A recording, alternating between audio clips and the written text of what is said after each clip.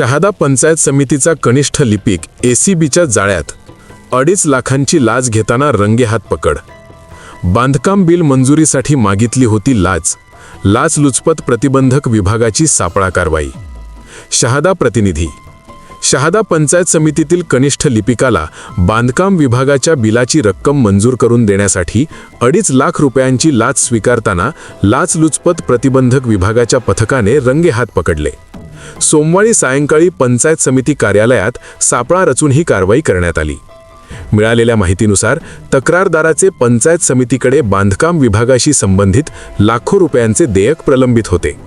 संबंधित बिलाची रक्कम मंजूर करून देण्यासाठी पंचायत समितीतील कनिष्ठ लिपिकाने तक्रारदाराकडे 2.5 लाख रुपयांची लाच मागितल्याचे सांगितले जाते. वारंवार पाठपुरावा करूनही देयक मिळत नसल्याने तक्रारदाराने लाचलुचपत प्रतिबंधक विभागाकडे तक्रार दाखल केली.